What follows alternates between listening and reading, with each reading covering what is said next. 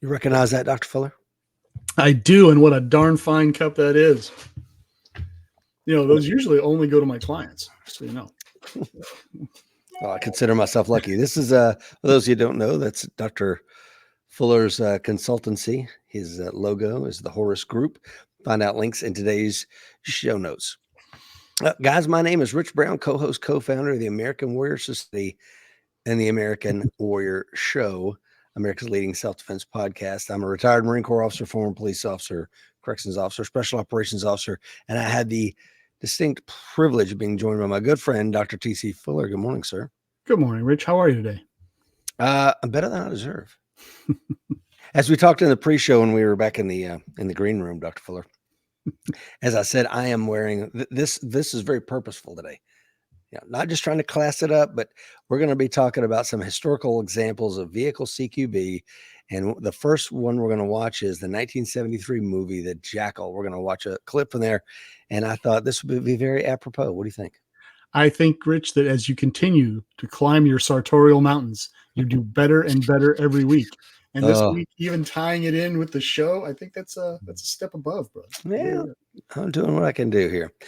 Jeff says, is this a new format? Jeff may be watching us from YouTube. Yes, Jeff, we're trying something a little bit different today. Let's welcome some folks onto the show. Dr. Fuller, we got Will Parker out there in Montana, coin number 800. This has been up since 1:30. I won't miss it. Will Rhodes is on out there in Missouri. His coin number 2269. What's this coin number stuff everybody's talking about? Well, apparently all the cool kids have it. I have one, 1620. It's a sign of taste and decorum. Well said, sir. Membership in the American Warrior Society gets you a coin. Yeah, and gets you access to the training vault, more specifically, and all of our self-defense related programs. Will Rhodes is on. Alan Kelly is on up there in occupied Virginia. Tony is on. And let's see, Barry Childs is on. Good morning, Barry. Jeff says, good morning, everyone. Walt Davis is on up there in Ohio. Please like and hit that share button. We got a fantastic show for you. Been working on this for some time now. And Dr. Fuller was kind enough to join me this morning. I'll go ahead and read his impressive bio. T.C. Fuller is an experienced federal investigator and firearms trainer. He spent his life carrying a firearm for the United States government. T.C. first served as an Army Infantry officer and explosive ordnance disposal officer before leaving the Army to accept an appointment as a special agent for the FBI. He spent the next 20 years working in all areas of investigative interest within the FBI and served for several years as an instructor in the FBI's firearms training unit, Quantico, Virginia. T.C. holds a Bachelor of Science in Criminology, as well as a Master of Education in Interdisciplinary Studies and a Doctorate in Educational Leadership and Policy Studies. As a published author, T.C. has written an innovative book on the topic of improving law enforcement deadly force training, which I have right here, by the way, No Safe Alternative, as well as his memoir, Painting Over Rust. You will find links to both those books in today's show notes. He's also written for several print magazines on the area of law enforcement procedures, explosives, firearms, and edge weapons. He now operates his own company, the Horus Group, LLC, which serves as a consultancy on firearms and training, as well as providing high-end private firearms and training for both professional and citizens. Good morning, Dr. Fuller. Good morning. How the heck are things going there on the plateau, sir? They're going extremely well. Yeah. And going back to the show, please like and hit that share button. Dr. Fuller and I put quite a bit of time in today's show, and we're going to sacrifice some sacred cows. I hope we don't piss a lot of people off. That's not the intent of today's show, but this has been a long one in the making, and I really had a lot to say about this very troublesome topic. And I guess we could kind of tiptoe into it, Dr. Fuller, now that we got 11 folks watching us live. Once again, please like and hit that share button. Vehicle CQB, myths and utter BS. Riding around vehicles. It's amazing that it doesn't get more attention than it does because so much of our lives are tied around cars. I mean, so much. I mean, when was the last time you didn't get in your car and drive somewhere on a given day? Oh my God, it's incredibly rare. Yeah, I mean, and that's the thing, right? I mean, it's something we need to be studying because for those like you and I and everybody watching this morning, we're armed Americans, right? And we are spending probably at least an hour in and around our vehicle any given day, every day. Yeah. And then what's more, we tend to use our vehicles to go in and out of what's often referred to as transitional spaces, right? Mm-hmm. Extremely dangerous times around the cars. and attention spans being what they are these days, a lot of times people are just not paying attention. They're not as switched on as they need to be as they drive their car into some of the more dangerous places that they tend to go in their lives. Yeah. So a lot to say about today. Standard copyright material. We're going to be watching a lot of video evidence of actual real world stuff today. Chad says, yeah, Rich rocking the turtleneck, dusting that one off on the 90s. Hey, man, that's what I said. I'm trying to be historically accurate, okay, because we're going to be talking about the 1973 assassination attempt on Charles de Gaulle. So you're Kind welcome. of looks like you're channeling your inner archer, with your tactical turtleneck. I like it. Thank you, sir. Guile says, good morning, folks. Guile is, of course, in the Philippines. There's some strong content later on in the show. I'll give you another warning before we hit it, but let's talk about why I wanted to do this show. Well, vehicle CQB is a huge pet peeve of mine. I think almost nobody gets it right. Very, very, very few people get it right. And that's one of the rare things I think in our industry, the firearms industry. There's a lot of people doing good stuff, but when I watch the things that I watch and I hear the thoughts behind it, I'm like, man, you're missing the forest for the trees. So I also had a recent phone call from one of your FBI brethren who's still active. And he says, hey, man, everybody's passing around this article, emailing it to people like, oh, this guy gets it right. You need to read this. And he's like, I look at the author and it's you. So he's like, so I said, I'm calling my boy Rich. But anyway, my point of saying that is I wrote this article like 7 freaking years ago. And so if this thing is still touching a chord with people, they get it. I'm like, okay, then we probably need to do a show, right? Agreed. It, what's old is new again. And a lot of times people just don't have exposure to what you really need to know around fighting around a vehicle. I often joke that people, ask what my self-defense plan is, and I tell them headlong flight. And everyone laughs. They laugh, I laugh. But the truth of the matter is, the best way to survive a gunfight is to not be there. Amen. And a great way to get out of a gunfight, if you're in a car, is to just stomp the gas and go, if that's an option. But that's not cool, right? Oh, that's not what cool guys do. Well, I think your article really punches a great big gaping wound in that sacred cow. Well, thank you, sir. And that was kind of the intent, get people thinking. And I recently had a request. A publicist reached out to me and said, hey, would you like to have this person on the show? Really big name guy. And you could check out his content here. I'm like, okay, let's see. So I went on his Instagram and I watched some of the stuff that he had put out a few years ago. And I had to respectfully decline. And I told the publicist, I said, look, I respect the fact that you're advocating for your client. That means a lot to me.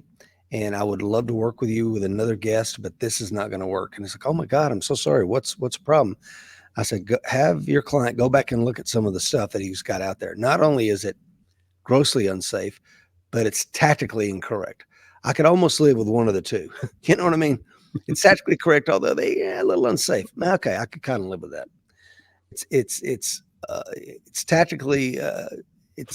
tactically wrong, but it's very safe. I can almost kind of live with that, and I can bring in the show and we could talk about it. But when it's both, it shows me you don't know what the hell you're doing. So I had to respectfully decline that guess and just say, man, I'm sure you're making a lot of money, and I guess good luck with that. But what you're teaching your clients is wrong. Yeah, it's funny you say that because I went back in preparation for this show and did some, dusted off my YouTube foo and started watching some videos of people that are out there. And like you said, big name guys, not just the shady tree gun guru that's, teaching what he read in a book somewhere, but some people that should know better are putting out stuff that's really, really iffy. Now, I will also say there are people out there teaching to civilians things that are applicable if you are a SEAL team guy rolling down Correct. The MSR in Iraq, Yep. and that may be appropriate there, but it just isn't necessarily appropriate in southern Wisconsin. Yeah, I'm so glad you said that, Dr. Fuller, because the initial idea for the show was let me show you some tactically appropriate things. And then I'm like, okay, 2 shooters in a sedan is just stupid. This is not the way our audience is going to carry on their day. So I'm like, they don't need that. What do they need? They need 3 concepts that will work 95% of the time. So Lots of bad information out there. Lots of sexy, cool information videos. I think we'd both agree with that. You got a trunk monkey back there with an RPK. That's cool. I get it.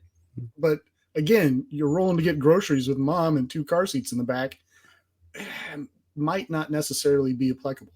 No, it's not. So thank you to the 18 folks watching us live. Please hit that share button, whether you're on YouTube, you're watching us this morning, you're watching us on Shooting Fronts, you're watching us on American Warrior Society. Trying to broaden the reach, especially this kind of content, because this is the kind of content that's going to keep you safe. We already talked about the fact that you're spending a great deal of your time in and around your car. You're armed. Let's put these things together. So what is vehicle CQB, Dr. Fuller? Vehicle CQB is any kind of close quarter battle inside or around a car. You know, how are we going to define around a car? Well, that I guess we could debate, but in close proximity too. Exactly. So it's as simple as that. So I think for those that don't habla CQB, I've kind of broke it down here for you a little bit. Close quarters battle or close quarters combat consists of an engagement between 2 forces, usually attackers and defenders, varying size units on ranges up to 100 meters, typically ranging very close quarter shooting, like the vehicle CQB realm will be, it could be the stuff Craig Douglas is teaching, doing jujitsu inside of cars, right? I mean, I guess that could be vehicle CQB, right? Sure, absolutely. I would postulate that for the average person watching this show, that is a much higher likelihood of occurrence than getting into a firefight 100 yards away from a car.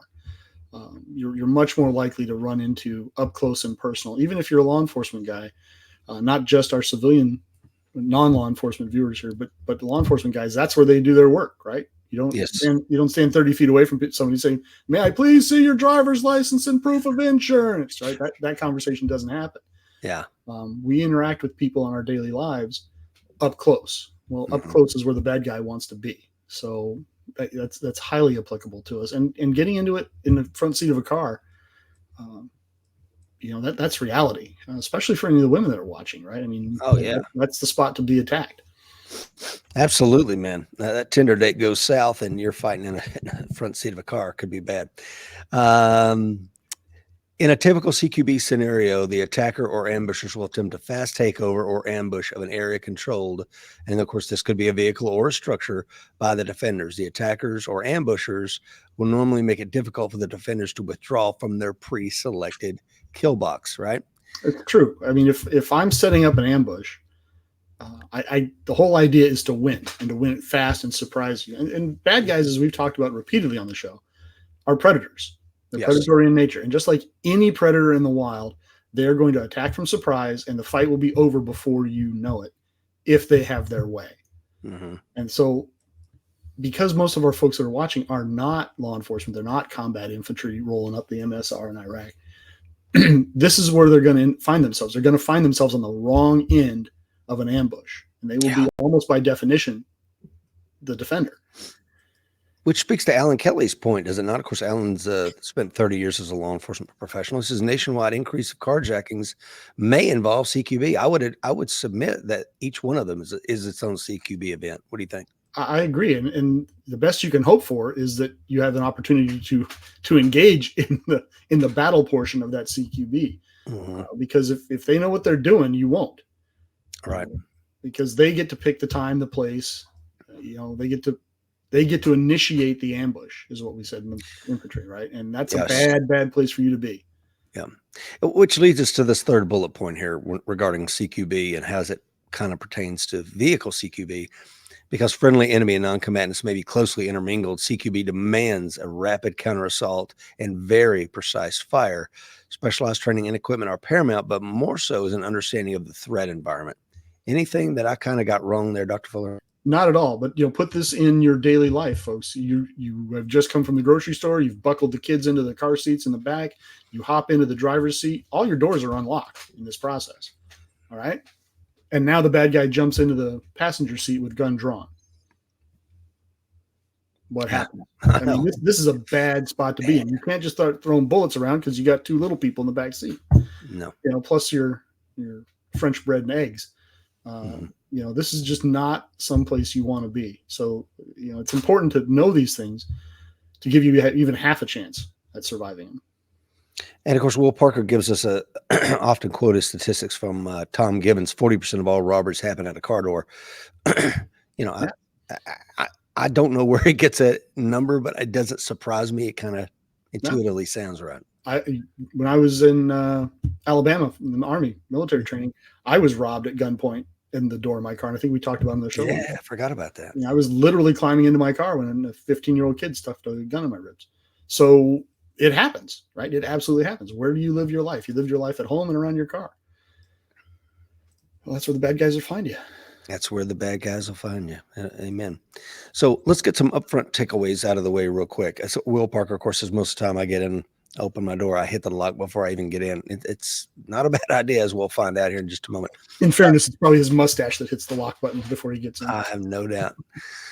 Anybody that would carjack Will Parker has got coming to him, whatever he does to him. Just saying. Brian Schuler is on from North Texas. Good morning, Brian. So honored to have you on, sir. Guys, please hit that share button. We're just getting started. Thank you to the 20 folks watching live. Upfront takeaways. An operable vehicle should be driven, not fought from. And the reason why, this has got to be paramount is you don't know how many times when Seeklander and I, we've been doing the podcast, Dr. Fuller, for almost 10 years. We used to do a Q&A show every Wednesday for a couple of years. Almost weekly, I got the same damn question. When do I put my vehicle in park before I draw my firearm, or do I draw my firearm and then put the vehicle in park? And I'm like, guys. So one more reason we're having this conversation, right? If the vehicle's running, drive the vehicle. It's pretty simple. That is the single biggest bullet I think you have in this entire show. If you can drive away, period. Mm-hmm. Yeah. And again, it's 99% of the time, it's the right solution. There are onesie twosie cases where it may not be, but as a golden rule, here you go. What about that second piece, Dr. Fuller? I think that you put it really well. I never heard it referred to quite this way. An inoperable vehicle is just a terrain feature. I never heard it put like that before, but I think it's spot on. It's not a hill to die on. All right. It's just a car, folks. It may be a very nice car.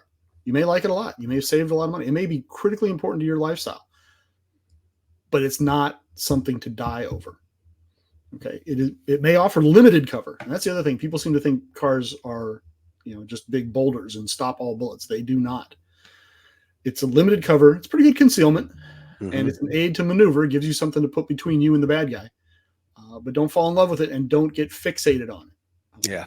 And of course, you cite the examples of Miami and Newhall. Once it's done operating, get away from it, get to cover, and get to a vehicle that does run. I'm reminded of the firefight in Dallas where the Dallas PD lost 5 guys in a day.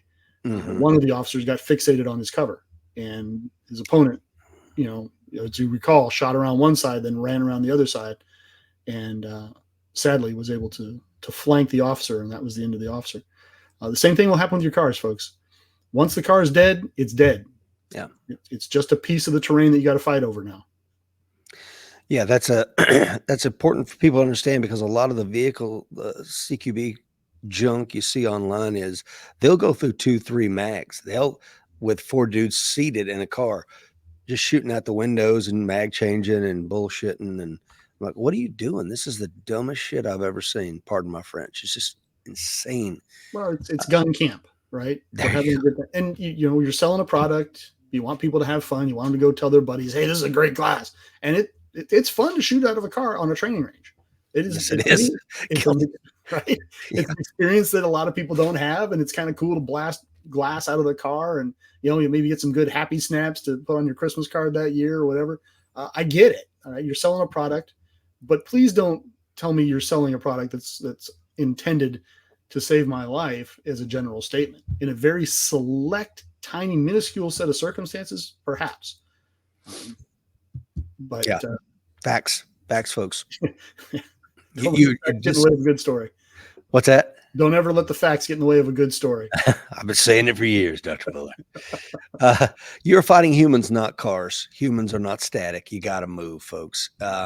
Most vehicle CQB engagements are ambushes. Yes, of course, even a carjacking. As such, the threat has pre-selected the time and the location. As such, these are usually not 360-degree engagements. They will be unidirectional, so the attackers avoid their own blue on blue. This unidirectional attack gives us an advantage, which I think is often missed. And this is something that when I learned the first vehicle CQB course I ever went to up in Quantico, like in 1992, they made a very good case for this. And as a former grunt, I get, like, this is an L-shaped ambush. All right, then I can move and maneuver in from this space. I don't have to stay in that vehicle on the X and get shot in the face, right? True. And you want to explain what an L-shaped ambush is and why we use them in the infantry?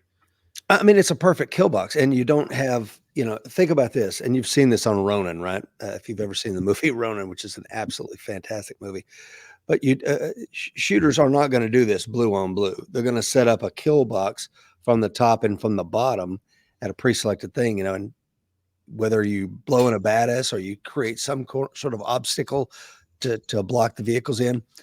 I tell you, the one video, I did not put it in here because it's a Hollywood movie, but it shows probably the worst kind of vehicle CQB, and it's from the movie Clear and Present Danger. Oh, yeah. When They're up on the roofs? Because they're up on the roofs, and it is a 360 kill box. They're just shooting down with RPGs. I mean, it's the worst case scenario. Typically, an ambush is along that route of motion, right? So if you have a platoon, 30 guys, you said, okay, here's a trail. Bad guys are going to be moving down the trail. We're going to set up along the side of the trail and maybe block one into the trail, or have the ability to block one into the trail. Thus the L, right? We have the long piece of the L, which is parallel to their route of movement, and the short piece of the L, which cuts off their route of movement. But what you don't do is put people on both sides of the route of movement, because then you end up with, as you point out, the blue on blue, where you're shooting each other, which you don't want to do. However, if you're up on both sides of a canyon and your opponent is down at the bottom of the canyon, and that canyon can be made of, rocks and dirt, or it can be made of buildings, that's a whole other animal, right? That's a whole other animal. But the key piece, I think you just pointed out there, is the bad guy gets to pick the spot. Yep. Right? The bad guy chooses where this is going to happen. You don't get to choose where it's going to happen. And he gets to choose the time it's going to happen. And he gets to choose the person it's going to happen to. He gets to pick everything. Mm-hmm. Everything is on his side. The best thing you can do is not be in that kill box. Yeah, that's exactly right. So the only thing you get to vote on is your counter ambush. I mean, that's it. Your response. That's all you got. So for the purposes of that, as I said here, think of vehicle CQB as a counter vehicular ambush. So just in broad terms, that's kind of the way we're going to look at it in today's show. Are you comfortable with that? I am comfortable with that. And I think it might also help for folks to understand that in infantry terms, an ambush can be a close ambush or near ambush or a far ambush, right? So you can have an ambush that takes place up close and personal in the military context, or you can have an ambush that takes place at distance. I write about an at-distance ambush in No Safe Alternative, and it worked. We got to pick the time, the place, and we got to initiate it, and the bad guys never got around on. But what you're going to be facing in the civilian world is, in all likelihood, a close ambush where they're up on top of you. So that vastly reduces your options, and it vastly reduces your reaction to the time you have to react. Yeah. And Tony says, assault through a near ambush. And I think most Americans would be like, that's the plan. You have a near ambush, right? You just turn and fire and go right into them, right into But those who put thought into it, really, what choice do you have? They've picked the spot. You are in the single worst place on the planet for you to be. And your only choice, the only thing you've got, is to run into them. Yeah. And Dr. Fuller, of course, he does know what color the boathouse is at Hereford. He probably won't share that with us this morning because it's none of our business. Alan Kelly says, you're basically in a 360-degree fatal funnel if you're inside a vehicle. That's not a bad way of looking at it right there. It's a rolling coffin. I mean, everybody in law enforcement refers to them as rolling coffins, because that's not where you want to be in a gunfight. No. So let's look at the first principle of vehicle CQB. We've kind of hit at it already, but let's go and hit this thing hard on the nose. Keep driving. If at all possible, keep driving. The principle for your vehicular movement So the principle in context of, let's say you're on some sort of PSD detail, the principle for your movement might be a VIP, the colonel, the head of state, whatever. But for me and you and everybody watching this morning, chances are it's your kids, right? Going to a soccer game, it's your spouse. That's your principle for this movement. And your objective, your mission, it's a no-fail mission, by the way, is not the gunfight. Okay. It's that child, that spouse, and their future and their life. Okay. So whatever you do, do not stop your vehicle to deploy your weapon. Just drive. Your vehicle is your weapon. Speed is your security. The mobility of your vehicle is your survivability. And I know some of this stuff has been said many times in the tactical community, but I think it bears repeating. What do you think? It's absolutely true. I mean, I remember getting it beat into my head at Ranger School. There is security in speed. If you can move quickly, you're sacrificing some things, but you are gaining a level of security because it's very hard to hit a moving target. It's very hard to ambush a moving target. You got to go. You got to go. Right? What's the line from the old Disney movie with that little fish finding Nemo? Swimming, swimming, just keep swimming. Right? That focus in on that, because especially as non-law enforcement, you're not in a position where you need to do offensive armed action. Your firearm is there to open the door. Your firearm is there to clear a path. Right? It's not there to extract revenge, because you're gonna be pissed. I get it. You're gonna be scared. You're gonna be mad. Oh yeah. You'll like very much to put rounds back on target. I get it, but that's not your mission. That's not your job. To your point, Rich, your job is to keep these people in the car with you alive. Your job is to keep yourself alive, right? You're important to somebody. Okay, somebody loves you, right? I mean, look at this. We can't deprive the world of that. My God. So your job is to get out of there. Well, the gun is usually there to fight your way to your car. Yep. Well, you're in your car. Use the car to get where you need to go. Get off the X, right? Get out of their kill box. And standing there shooting it out with them is not a winning strategy. Hell no. So that right there is rule number one. Vehicles driving, keep driving, period. Let's look at a historical example, Dr. Fuller. August 22nd, 1962, President Charles de Gaulle and his wife were being whisked by car through Paris for a flight back to their country home when a man on the side of the road began waving a newspaper. With the signal given, a group of 12 extremists sprung into action and raked the president's car with gunfire. They opened fire first with a machine gun from a yellow van, then from a second vehicle parked further down the road. The attack lasted just 45 seconds. There were 8 impacts on the car's body. 1 bullet went through the back passenger seat, shattering the window by the president and his wife, who were showered with glass. So let's take a look at this. Here we go.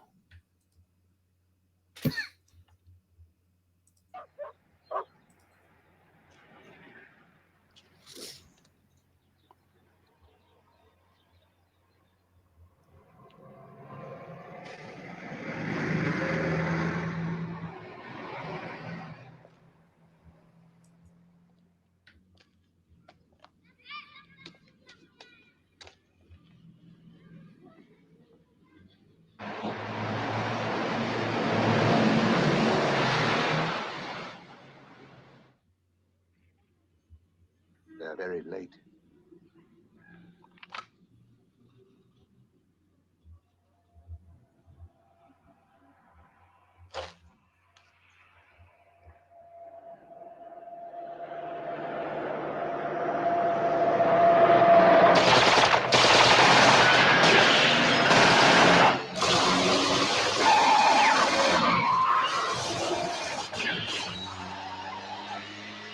The time elapsed from the first to the last shot was 7 seconds.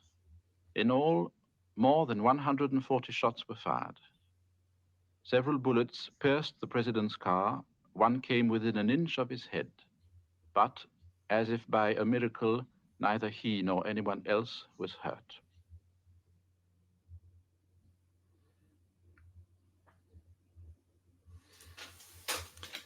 It's a pretty good reproduction. I think it's important to note, too, that the people that conducted that ambush were trained soldiers. Yes, they were. These are guys that know what they're doing. And French soldiers, I'll grant you, but still, soldiers. Yep. And they put all those rounds in the air and ended up with 8 rounds on target. Yep. And did not hit their target. Out of 145 rounds, I think they said. Yeah. It's not the best ambush they could have. It's hard to hit a moving target. That's very going hard. back to the freaking move, right? But yeah, and you notice that nobody in that process stopped, right? I mean, the driver of de Gaulle's car, had he stopped, it would have been a vastly different thing. I think you'd have dead cops all over the place. You'd have dead president all over the place. It just would have been a bad scenario. But he had enough sense to keep going, and everybody stayed with him. Mm-hmm. And he lived. Well, back then, that was because I read into this a little bit. That was not an armored vehicle. That was just a plain sedan. So thank God anybody made it out of that one. Yeah, it's true.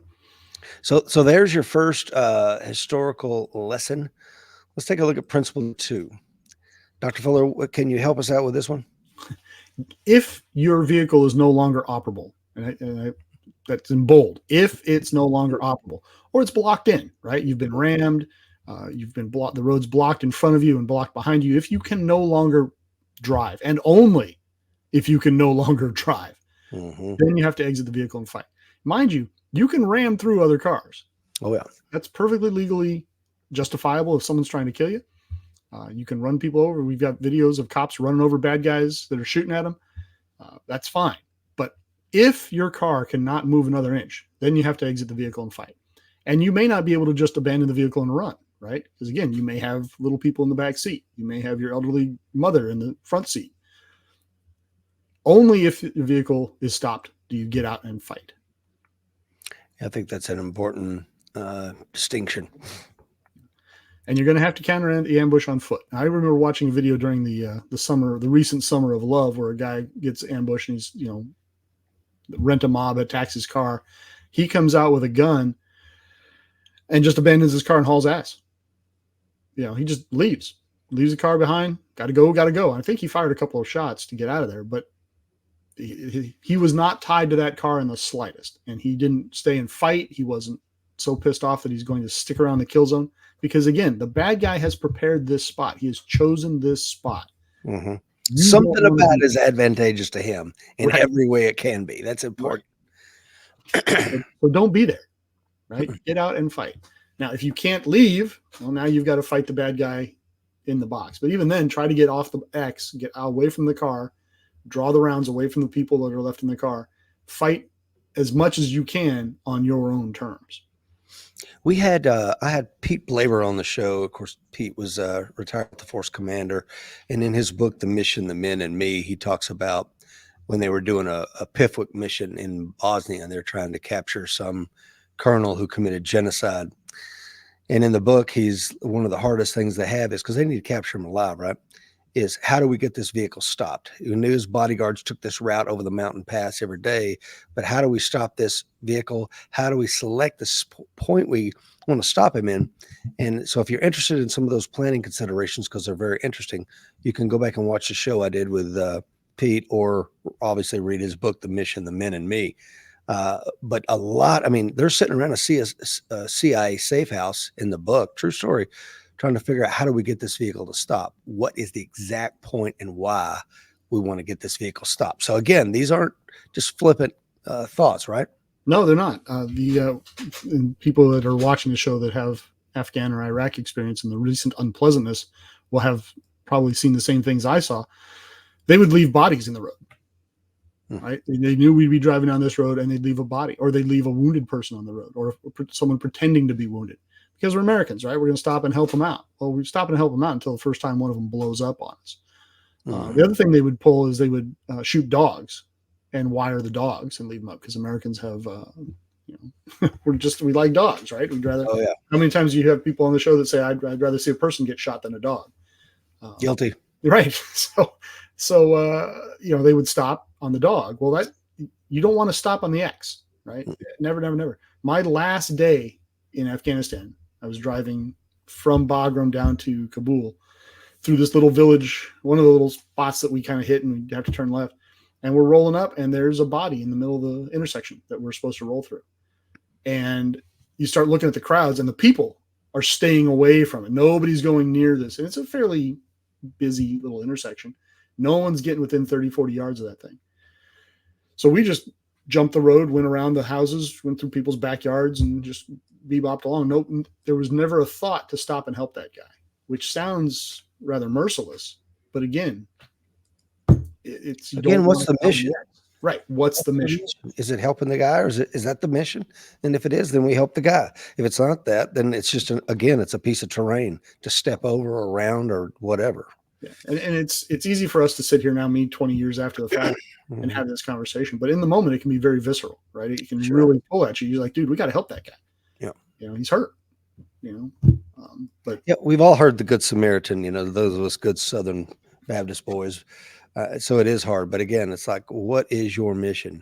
Is your mission to get in a gunfight, you know, or is your mission to do whatever it is you're supposed to be doing? I think we lose that.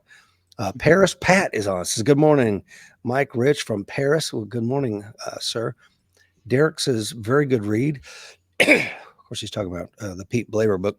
Alan Kelly says, your vehicle may be damaged, but it may still have a few more miles in it to escape to a safer location. And I think this is that's critical. That's a critical point. And it's so often overlooked. Watch the next time. I saw a vehicle broken down the side of the road, and this family is out changing the tire, and they don't want to damage the rim. So they got their like 14-year-old changing the tire, and he's halfway in the roadway. Guys, get that damn vehicle way off the roadway. You know, rim be damned. Buy a new rim. You can't buy a new kid. Right. And in an ambush situation, your car could be all shot to hell. And it'll still run. I mean, I remember a video they showed us when I was at the academy. They took a old Cutlass, you know, those great big boats. Mm-hmm. You could, fit 6 people in the trunk kind of thing. And they put a standard cardboard PQC target behind the wheel to simulate a person. And they took a whole bunch of firearms instructors and just blasted the car. They shot it with everything from snub-nosed revolvers up to, I think, a BAR. I mean, they just shot the hell out of this car for minutes. I mean, it just went on and on and on. They're just crushing this thing. And they also put I remember they put the target on the floorboard on the passenger seat to simulate the driver had dove down behind the engine block and got behind the floor. They pull the target out when it's over. It hasn't been shot at all. It's got a piece of glass. And then the guy gets in the car, turns it on, and drives it away. Now it's making horrible noises and tires are flat and everything else, but it moves. Yeah. And to Alan Kelly's point, you're on the X, you're getting ambushed. If you can go another mile, that puts you way outside the ambush. Way outside the ambush. You can go 100 yards, you're in a good spot. And your car will suck up a lot of damage before it'll stop. The whole idea where you can shoot it once with a snub-nosed 38 and it explodes like an episode of Magnum P.I. Just isn't true. Yeah. The single best way to stop a vehicle that's moving is to shoot the driver. Yeah. Anything short of that, you're not stopping that car. You're just not. And I've seen it. I've seen it happen in Kabul. I've seen it happen all over Afghanistan. Cars just had the snot shot out of them, and they kept rolling. Yeah, my friend, his Humvee took a direct, I don't know what kind of Iraqi artillery round it was, and I mean, just blew the Humvee to pieces. You would look at this thing and go, that's total. That's not. I mean, you just rip the freaking hood off and keep driving. It was fine. They got run flat tires on them, and it was A-okay. Now him and the gunny that was sitting beside him both had a face full of shrapnel that needed to be treated. But besides that, the Humvee was good to go. What's that line from the Matrix series? There are levels of survivability we are willing to accept. Right? I mean, yeah, okay. If you come out of an ambush, a close ambush with some shrapnel in your face and nothing else, and a shot up car, high fives. You get a cool story. Hey. That's a win. That's a win all day long. Craig Holland is on from the UK. He says, if you run over a bad guy, are you allowed to then reverse over him? It looks like he's asking for a friend. Yeah. Laws changing. I don't know what they are in England. Yeah. Miss Betty Orr is on. Good morning, Betty. She is coin number 18. If you want to find out if becoming a member of our self-preservation community is the right decision for you, please click the links in today's show notes. Take a 14-day free test drive. And, of course, we have our entire vehicle series that me and Mr. Mike Seeklander shot several years ago, no pun intended. Let's take a look at this here real quick. Your fate will depend on a few things if you have to exit the vehicle and fire and maneuver. Number one, your ability to seek and employ available cover, often away from the vehicle. So don't just think vehicle cover. No, look around. You'll find something else in your environment that will probably stop bullets. Number two, your ability to effectively use cover and concealment to maneuver on your threat. Number three, your ability to accurately put effective rounds on the threat. And again, just like with, and I want to get your thoughts on this, Dr. Fuller. The way I look at it is, it's just like an active shooter situation. I'm going to have to step over a few injured people to move forward and put the threat down, because I can't get sucked into this other thing until the threat is stopped. I look at countering a vehicular ambush the same way. I got to maneuver and destroy the threat, then we can do the other things that we need to do. What say you, sir? If you're pinned in the location, I agree with you 100%. Mm-hmm. If you're not pinned in the location, then fight your way out of there and just get out. Again, pinned in the location can take many forms. It shouldn't take the form of, oh, but that's a really nice car. It should take the form of people, because that's really the only reason that you should stick around, is if you have people you can't evacuate at the time. Yeah. I heard it said a long time ago that the best medicine in a gunfight is lead. The biggest danger to you, if you know you've been shot or shot at, is the person that's doing the shooting. Yeah. So get away from them, put them down if they're in the way. If you can't leave, now you got to fight. So if you can't run, you have to fight. But again, if you can leave, leave. Exactly. Right? Leave the car, you can get another one, right? Yep. And should you have to fight, then all of these things are absolutely correct. Two things that I did when I first got to Afghanistan is we weren't supposed to have such things, but I made some quick trades, and I managed to secure a frag grenade that I carried in one of my cargo pockets, and an HC white smoke grenade that I carried in another pocket. And my whole idea was, look, if my vehicle gets stopped, if it gets RPG'd and I can get out of the vehicle, I'm going to pop smoke and haul ass. And I'm a big fan of smoke. And then I'll figure it out later, right? Yep. I'll figure out everything I need to figure out later on. But the first thing I got to do is get out of that ambush. Yeah, that's when I was honored to have on Ed Morales from the FBI shootout back in April of 1986, and that's how they knew they were dealing with an entirely different animal. Because Platin Maddox were robbing banks and then throwing smoke to obscure their movement away from the scene. He's like, we just had never seen that before, and that showed us we're dealing with some professionals. Steve, I want to get to his comment because I love it. Steve says, I keep losing you guys. I learned several things in a vehicle counter ambush class. Number one, use the vehicle as a weapon. Number two, manipulate the brake, the shifter, and the seatbelt before grabbing the gun. Number three, abandon the dead vehicle ASAP. Number four, your vehicle needs to have plenty of room for you to move inside, exit, other doors, etc. I agree with those four things 100%, and we're going to see each one of those today. So whoever you took that class from sounds like they knew what the hell they were doing, and hats off to them. Yeah, I think it's important to be able to, you got to know how to deal with that seatbelt, and you got to know how to get out that glass, because your car might not be on its tires. Yeah. You're on its side. You could have, the ambush could have been initiated by getting rammed, or it could be just a car accident. And now the guy that you got in the accident with, he's very pissed off because his car got damaged, and now it's a fight. We see it all the time. Happens all the time. Yep. That's one of the reasons I carry one of those little seatbelt cutter window breakers on all the key rings I have. Same. And I'm actually going to show, I've got a video I filmed yesterday of me manipulating the seatbelt and some other stuff inside the vehicle. So if you're wondering what that looks like, stay tuned. But let's take a look at this historical example of exit, fire, and maneuver. We've got 4 or 5 examples to kind of chew through, because this is an important thing. We've beat the horse to death about driving. Now let's talk about exit, fire, and maneuvering on a threat. And if you'll permit me, let's add this to the stage.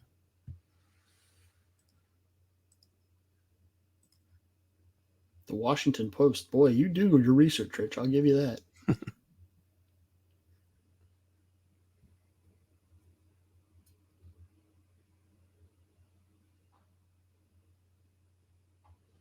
Are you familiar with this one, Dr. Fuller? I am. So truck 1 has 2 Green Berets in it, if I remember correctly.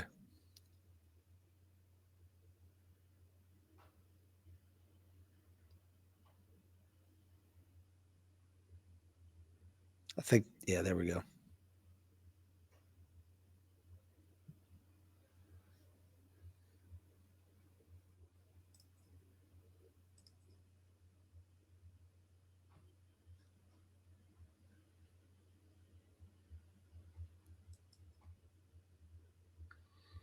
Even the bad guy knows to maneuver. Yeah. You see the surviving Green Berets are exiting their vehicle. They just saw their buddies get smoked. But at this point, I would imagine, Dr. Fuller, they don't know if it's blue on blue or what. Like, why is he shooting at us, right? Right. And that is the way it is in firefights, right? It's confusion. Yeah. It's what's going on. But great use of the Jersey barriers, though, right? Mm-hmm. They see cover away from the vehicle. And yeah. And, this guy, apparently he can shoot. I mean, he's getting in there. He's getting rounds on. He's got a long gun, and they got handguns.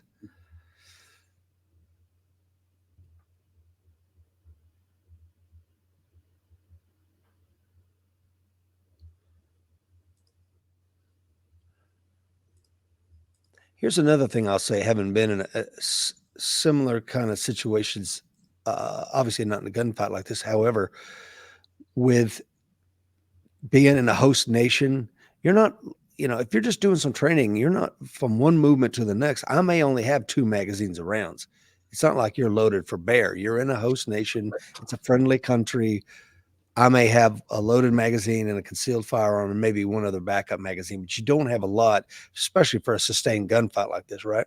Right. And what I find interesting about this for the audience that we have here today is this could happen here. Not necessarily that you're stuck at a Jersey barrier and everything, but bad guy has long gun. You have a handgun and 2 magazines. Yeah. Right. And you don't know why this guy is shooting at you. He's just popped his cork. Now you see him moving over to these other Jersey Bears, the 2 surviving Green Berets. Their 2 partners are dead, and we have the jihadist Air Force guy moving on them. Mm-hmm. Which, again, that's classic infantry tactics. Yep. But this is something that, change out the desert and the Jersey barriers and whatnot. This is absolutely something that could happen here. And now, see, the Americans are still trying to talk to him and say, look, knock it off. We're friends. And now he's coming up saying, hey, come on out. Yeah, I don't think I'm going to do that. No. This is one of those. They may be a slide lock right now, or at least one of them may be, because he's not firing his weapon anymore. The one in the furthest back on the Jersey barrier. If you watch, he sadly he gets killed here in just a moment. The one at the furthest away, he's got his hands up, and he gets shot and killed right there. Yeah. Whereas the other Green Beret is maneuvering around the Jersey barrier and takes him out. Yeah, and this is a good example of why you don't stop. Had they kept on going, maybe it ends differently. And a fight against a guy with a long gun, with a handgun, that's a bad situation to be in. Getting ambushed by a guy with a long gun, I mean, the first thing they knew that they were in a fight, 2 of their 50% casualties, right? 2 are dead. Exactly. That's how the fight was announced. Well, if you're not a part of a 4-man, 2-vehicle unit, the ambush is announced when you get shot. So the best thing to do is not be on that X in the first place.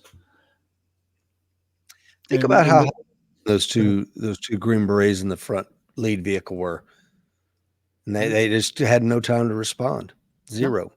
And it's what we've mentioned earlier in the show, and we'll keep coming back to. The bad guy gets to choose the time, place, and who to attack, right? He's got all the advantages. So, you got to do what you can to mitigate those advantages. And once the fight is on, you don't have time to sit there and go, what's going on? This can't be happening to me. You got to get through that initial confusion as fast as possible and get in the fight. Yeah. So I want to talk about this. I don't want to confuse movement with maneuver. Okay.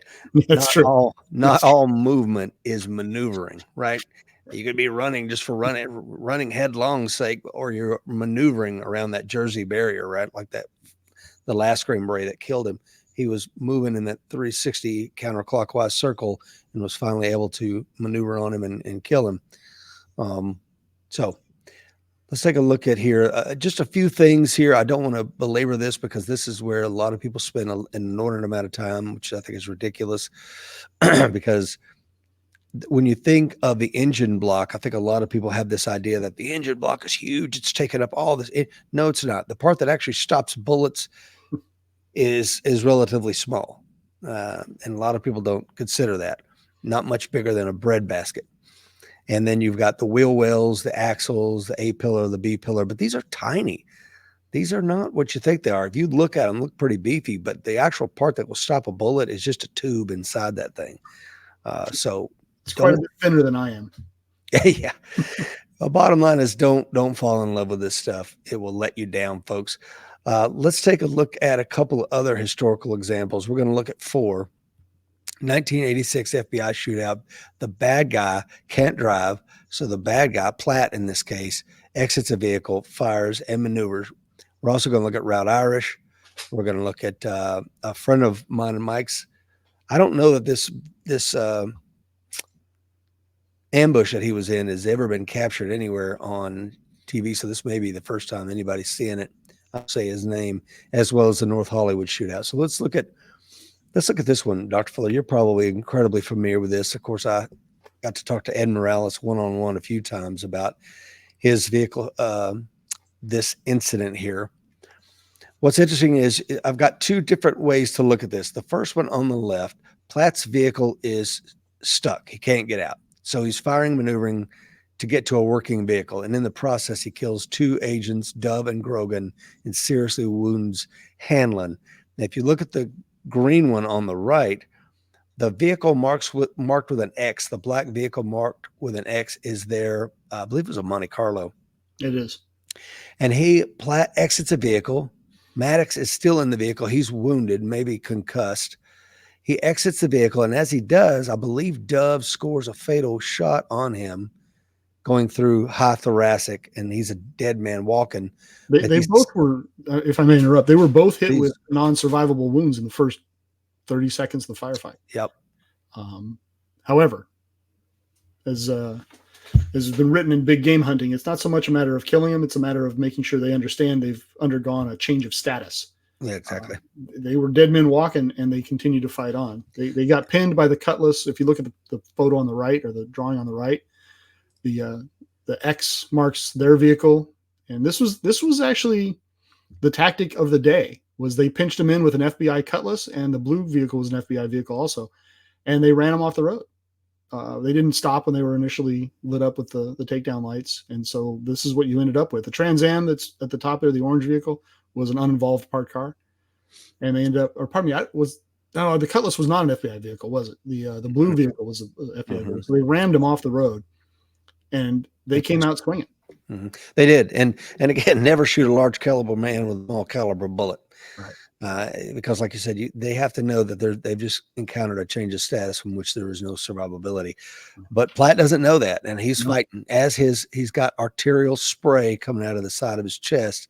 If you look at that Dove's car, you'll see it. And now another thing I want to show is how on the left you'll see the white vehicle under the trees marked as the Grogan Dove car. Mm-hmm. On the one here, you'll see it's the Platt and Maddox car. You know why? Because Platt killed Dove and Grogan as they were trying to fix his weapon next to the vehicle. As he maneuvered on them through the trees, they didn't see him coming. He shoots Hanlon in the groin. Dove and Grogan are trying to get that. The weapon has been shot, right, and inoperable. They're trying to screw around with it, and Platt comes up and shoots Dove in the head and kills both of those agents. Yeah, and then what they tried to do was take their car, and that's why you have Platt and Maddox in that vehicle on the right there.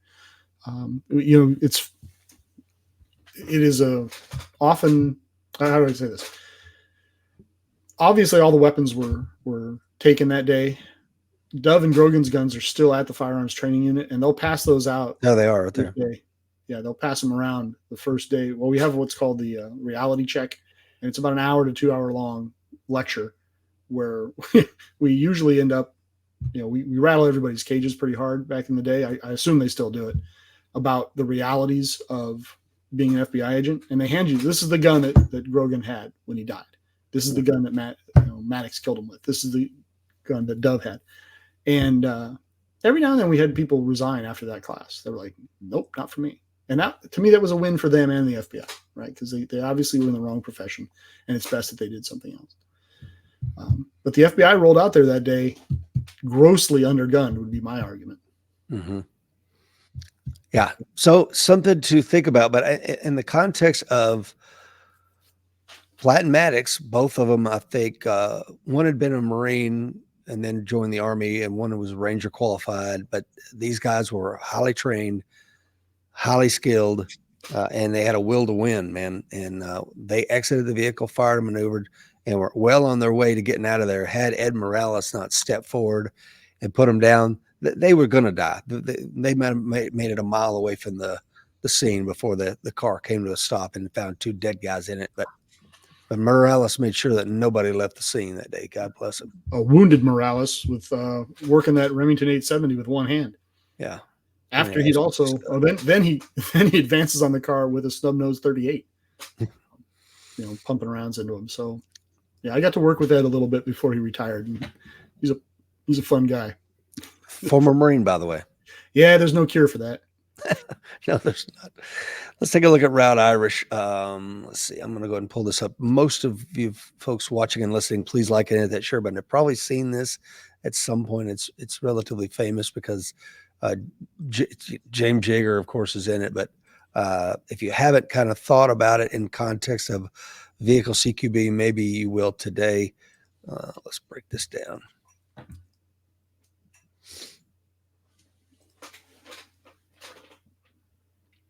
MCI come out when I had to leap out then. Yeah, back up. All right.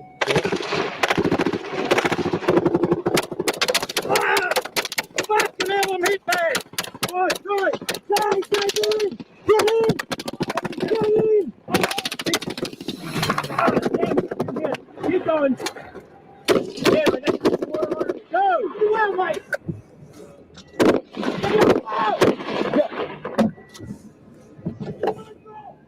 Yeah.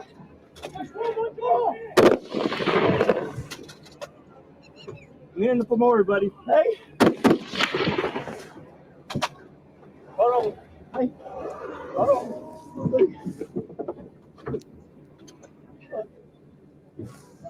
Slow down, man. Slow down.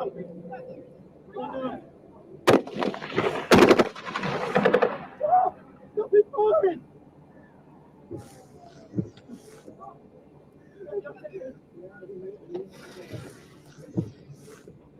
Come on! Come on!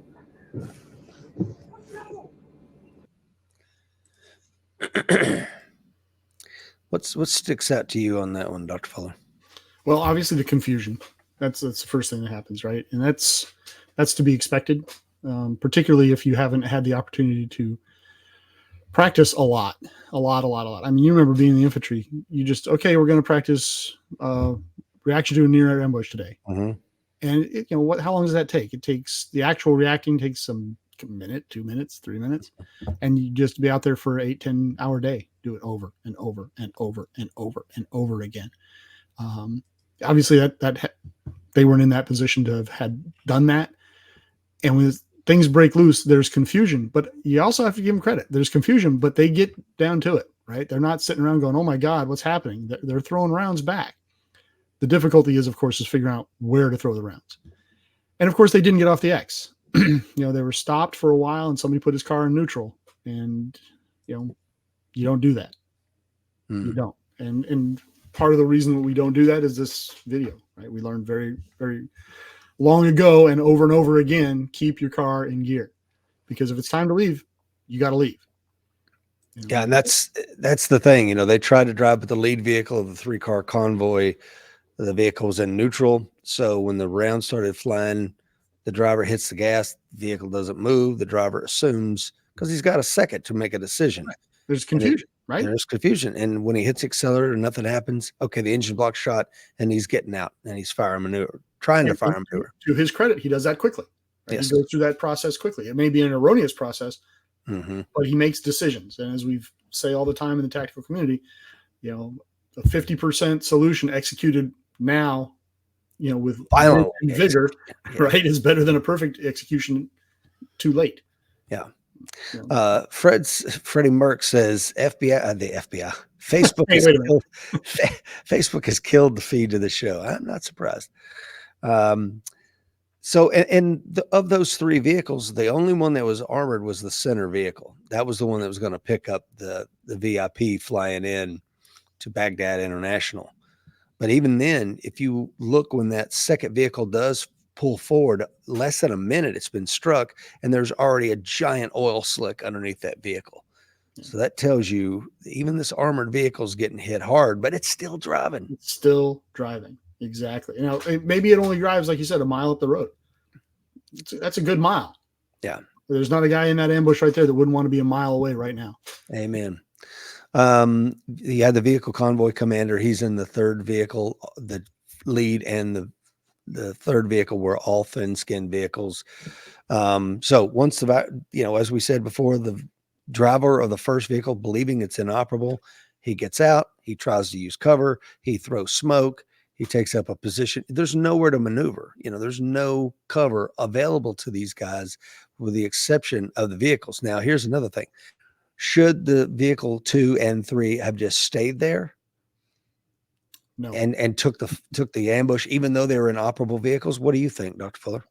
I would say no. And I would say that both as a civilian sitting in South Carolina and as a person who had been in that same environment, because right now everybody's on the X. Bad guys have all the cards. If you have those 2 vehicles that can leave, all of a sudden do leave, and they go 500 yards up and bang a right. Now they're flanking the ambush, right? They're forcing the people in the ambush to make a decision. Is this the hill we're going to die on, or are we going to leave? If it's the hill we're going to die on, now they've got to split their fires. They've got to take some fire off the X and redirect it at the people that are no longer on the X. You're not giving up your ability to maneuver, right? You're staying in the fight, and you're trying to seize back some of the initiative. You're making them respond to your actions instead of you simply responding to theirs. So absolutely get off that X as fast as you can. Set up a base of fire, get some kind of distance, get on the radio, right? Because in a situation like this, the whole world's coming, and return fire and force them to respond to you. As a civilian here in this country, if I'm in a 2-car convoy and one of my cars is getting shot up for some bizarre reason, move away. Now, if you have to go back and get the people, then go back and get the people. But I think a real important takeaway for your audience off of this video is the importance of communicating with whoever you regularly travel with, and having the conversations at least about, okay, what are we going to do if? Mm-hmm. And that's a hard conversation to have. My ex-wife, she was not interested, right? This is just not, it's not going to happen. La, la, la, la, la. It doesn't happen to us. Mm-hmm. My wife now, she's like, why do I got to stay with the kids? You stay with the kids. I'm going to go after them. So it's a whole different conversation, but the conversation needs to be had. Even if the conversation is, look, if something goes sideways, I'm going to do this. I need you to do that. Whatever that is. Flee. I'll meet you at your mother's house tomorrow. Whatever it is, have the conversation so that you're not doing one thing and expecting a set of responses from other people that aren't going to happen. And they're not freaking out. Dad's running away. Oh my God, he's leaving us here. Right. There's a reason for that. Yeah, all excellent points here. And part of the other problem too is, as you heard in the video, they're taking casualties immediately, and they've got 3 wounded. I think 1 in each vehicle, maybe. I can't remember. And then you have a guy opens up the door toward the ambush side from the armored vehicle, which now you just defeated the armor on the vehicle. So a lot of lessons learned here in blood. The bottom line is the tragedy of this situation is 3 of the 8 contractors were killed in this ambush in maybe a minute and a half. Yeah. And again, it speaks to when the ambush gets blown, you're already screwed. You're already screwed. And, I worked around a lot of those contractors and with a lot of those contractors overseas. Individually, they were great dudes, right? Very experienced, real pipe hitters. They didn't rehearse their actions on the objective nearly as much as I thought they should have. And frankly, as nearly as much as most of them knew they should have. Yeah. They just, because it's a pain, right? It's a pain to, okay, everybody jock up. We're going to go out in the 120-degree heat. And we're going to go out here and we're going to run around vehicles all day. I get it. Especially, you're 35, you're not 19 anymore. It takes a lot out of you. You don't really want to do it. I already know how to do it. That settles in. Some complacency settles in. What's weird about that is normally you're not training with the same group you used to be with. Now you got cats and dogs from all different units, right? These contractors. Some of them are former Marines from, say, 2nd Marine Division. They know that playbook. You got the guy that from the Ranger community, they know that playbook. NSW community, they know that playbook. And yeah, everybody's really highly skilled, but we may be operating on slightly different tactics. We may be speaking different languages. Different language, yeah. We may be saying, port and starboard, and the Army guy's going, what the hell's a port? Are we drinking wine? Are we going to where the ships are parked? What is that? Right. So even simple things like that can be a problem. The use of smoke. When are we popping smoke? Who's popping the smoke? Why? Where are we popping the smoke? How do I indicate where the bad guy is? What does red smoke mean? What does green smoke mean? Right. Little things like that you get worked out in rehearsals. And rehearsals are a pain, but you got to do them. Let's look at this one here. Again, this is a friend of ours, Ambush. Let's see here. And here we go. I won't play the whole thing. It's like 6 minutes. I think maybe the first minute and a half, you'll get enough of it. Yeah. The man in black. Music sounds about right. Get through. Voice in my face. Oh, good.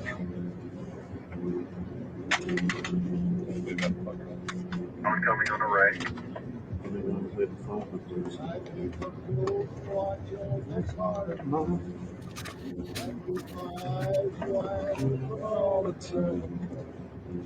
Hang it, Johnny. You got some blocking.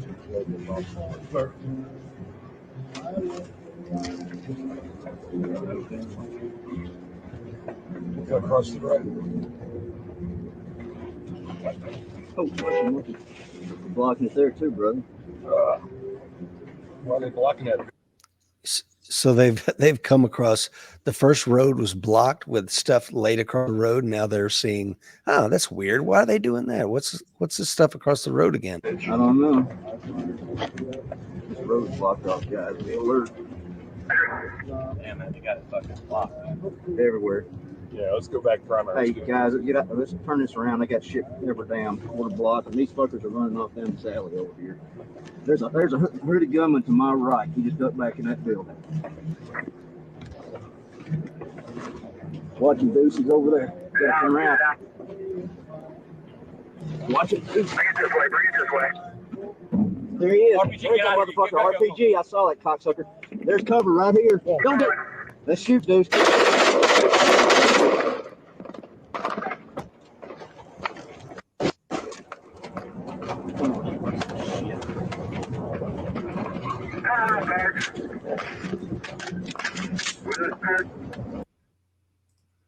And then the next several minutes is them driving down the road, communicating on the radio. There's a Marine patrol up ahead that they're trying to get to as some sort of safe haven. So what were some of the takeaways from that one, Dr. Fuller? Well, they're playing heads up ball. I mean, yeah, they've got music going and they're driving along. And this applies, I think, translates really well into our daily existence here, right? It's just a roll down the road. They're driving down the road. There's other cars uninvolved. There's guys on their, donkey carts and everything else. And then they get diverted. Well, when they divert and they go on the road and it's blocked, they say, okay, well, they notice it, right? They don't just go, it's the way things are. And let's face it, those roads over there were crap. And it was not unusual to just find somebody decided today is the day where I'm going to stack up 2 dump trucks worth of dirt in the middle of the road. So it's unusual, and they noticed it, and they went around. And then there was a second thing that was unusual. Hey, this road is blocked again. Something's going on. Now they're playing heads up ball, right? Their head is in the game. And when they see a third block, they're like, this smells too bad. Let's get out of here. And I think when they were shot at by the RPG, I think that was not the main ambush. That was probably the security element off on one of the flanks of the ambush, which is standard operating procedure, right? You have your main force on the X, and then on each flank, you'll have a security element to make sure you don't get flanked. So that's probably what happened was they realized, hey, our ambush is blown. They're not going to roll through it. Let's just take what we can get. Maybe we can hit them with an RPG and fixate them, stop them here, and we can get some of them. And they barely missed that one. They barely missed. Yeah.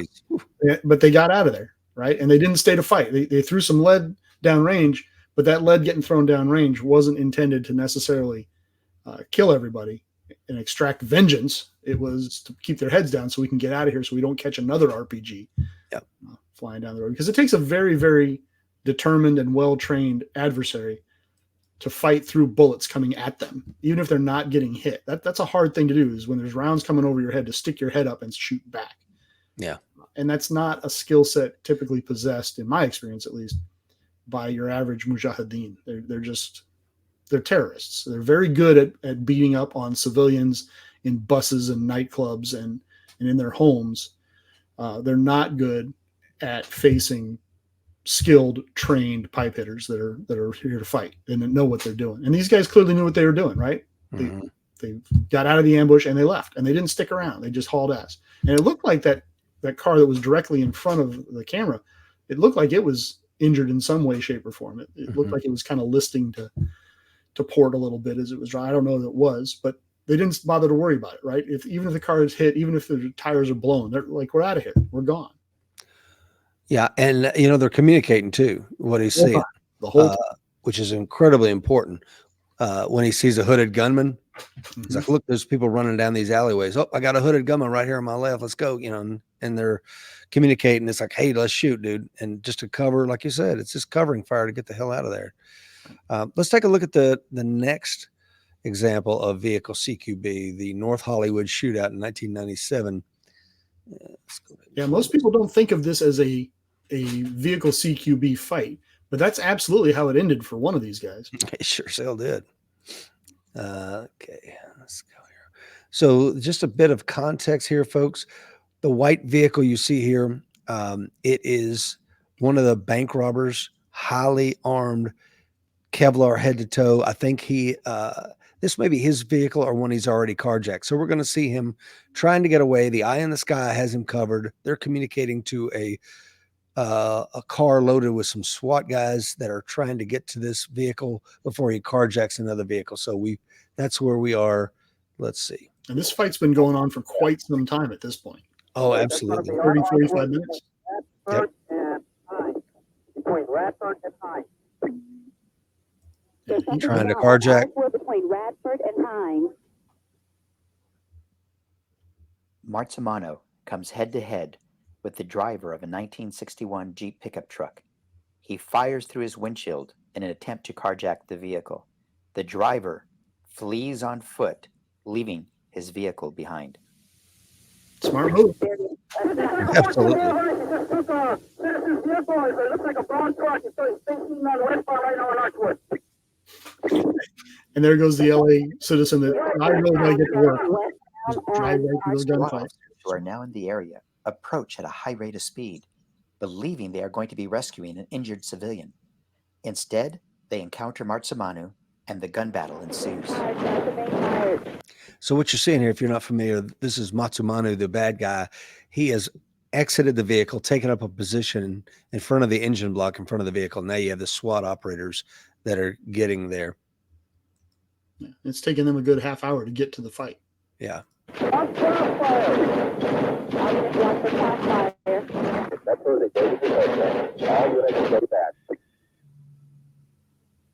Now the bad guy is fixated on his vehicle. He should be getting away from that car. Staying right there on top. Unit that is close to the suspect back off per cycle 14. Yeah, see how he's, like Dr. Fuller saying, he's sucked into the front of the vehicle, hiding right there. This is going to be a fatal mistake for the scumbag here. Yeah, because for the first time in this fight, he's facing hard men with long guns, right? That are up close and personal, that know what they're about, and they're putting down a base of fire back on him. And this is the difference between a trained gunman and a thug. Yeah, and of course the SWAT operators, as soon as they pull up, the doors come open on the opposite side of the ambush, and they're out and maneuvering. I think they're not able to back off. Securing positions of cover around their police vehicle, the officers are able to wound Marzamano. This is important. If you look in front of the black and white, you'll see a SWAT operator who's got his PT gear on through a helmet and some body armor and a long gun, and he's laying in a prone position, skipping rounds underneath this vehicle, where he finally wounds this dirtbag. Yeah, he gets Note how one officer takes him down. Say again, Dr. Fuller. So he gets him in the foot in here, doesn't he? He knocks him down. That's right. Causes him all kinds of problems, and then he takes one to the grill. Position, skipping rounds from underneath the pickup in order to take out Matsumano's legs. Matsumano, now wounded, loses his will to fight. The SWAT officers carefully approach to take him into custody. And you can see how they're pieing off the front of the vehicle, right, Dr. Fuller? It's true. One of the biggest gun battles in the history of United States policing is now over.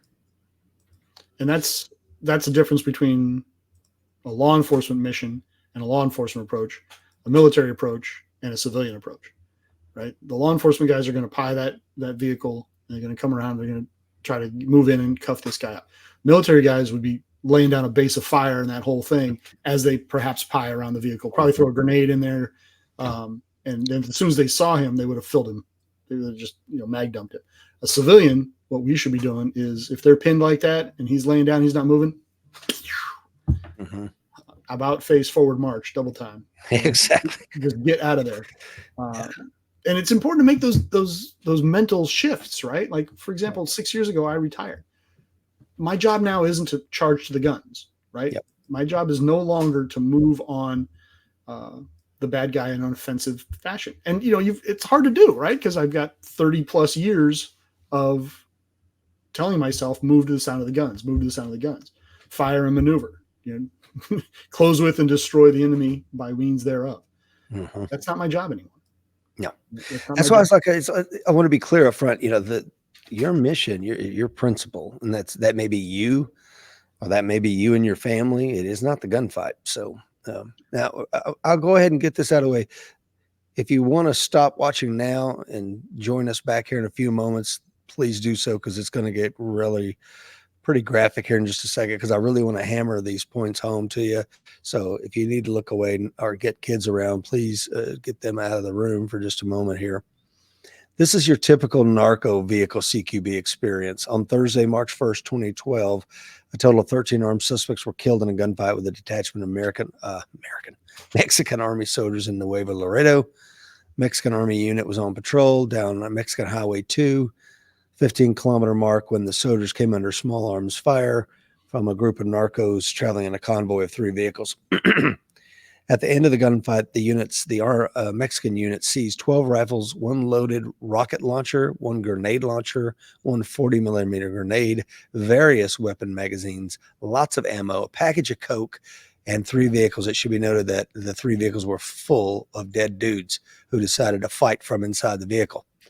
And you can see that's, your experience may vary, but this is what happened to these narcos. Well, and this is an example of what happens when high-powered rifles are used as opposed to handguns. Yeah. You just get devastating wounds. I mean, absolutely devastating wounds.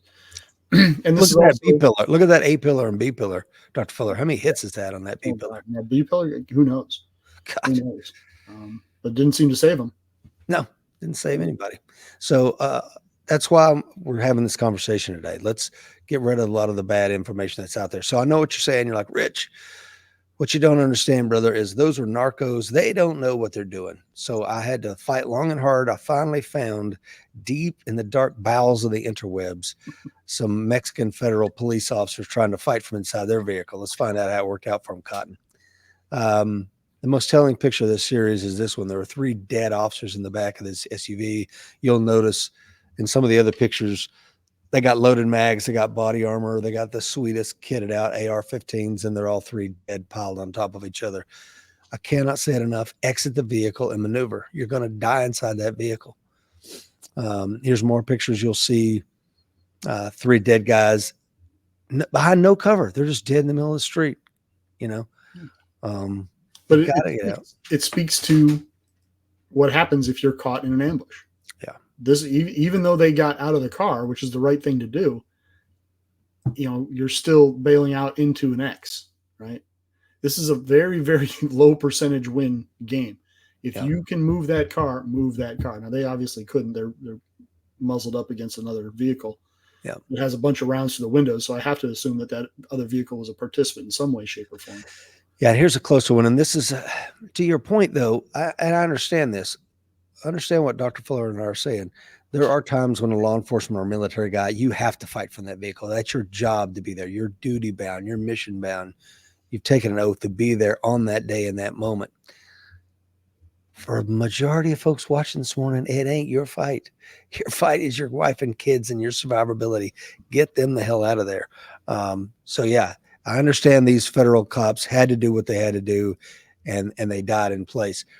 But you know, the gunfights are complex geometric problems carried out in a dynamic three-dimensional space at thousands of feet per second by multiple independent autonomous actors dedicated to exerting their will on each other. And of course, as we talked about, they are set up in a predetermined location that's not advantageous for you, probably. So these aren't problems for, you know, if you look at some of these videos, this is Boyd's who's your problem. That's not. Drive out of this damn thing. You don't want to be there. Yeah, your audio's getting a little wonky there, Rich. But your points are absolutely well made. Your job isn't to sit there. It is not to fight. It is not to fight. Your job is to live to fight another day. You only fight if you have to. So you have no choice. Yeah. So third and final principle of vehicle CQB is communicate.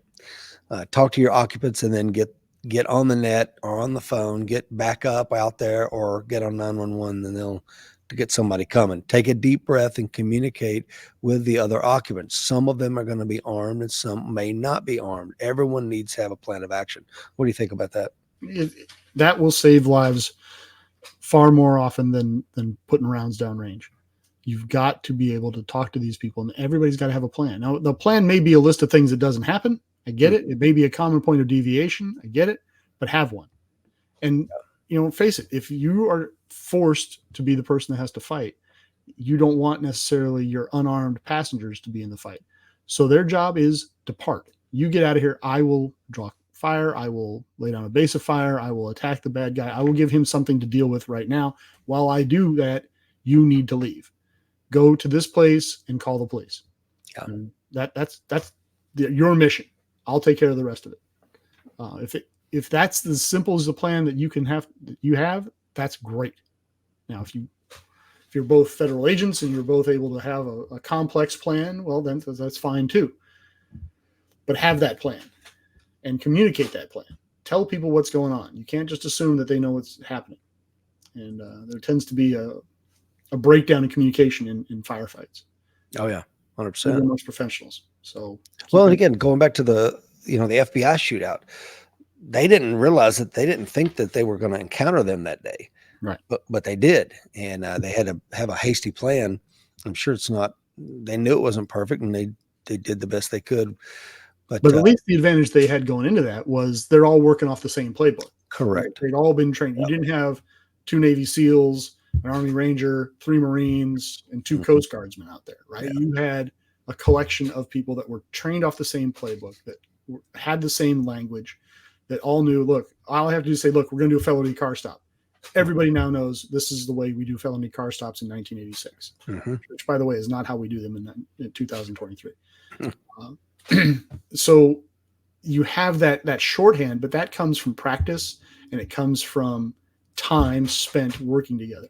Because these guys were out on the Miami shootout. They were out looking for the bad guys. They were patrolling up and down the road that they used as sort of their main hub when the call came in that, hey, we think we've spotted the vehicles. And then they all just kind of glommed onto them and they did the takedown on the fly. Again, not how things are done now, largely in part because of the results of that day. But they had a plan that they were able to cobble together quickly because they had such a foundational set of experiences that they could draw from. Yeah. And one of the things that I may not talk about later, but I'll get it out of the way now. 2 of the agents, I believe, took their firearms out of their holsters and put them like underneath their thigh and tried to hold them in place so they wouldn't be screwing around drawing a gun from a holster in the middle of a gunfight. And that, of course, did not work out well for at least one of them. I believe the gun was lost in the crash and he never found his firearm and was out of the fight. Yeah, very true. So, leave the seatbelt on, leave the gun in the holster. Right? Amen. Yep. That stuff doesn't need to be employed until it has to be employed. Yeah. And of course, he says Platt and Maddox taught the FBI and law enforcement community an enormous amount that day. Yes, they did.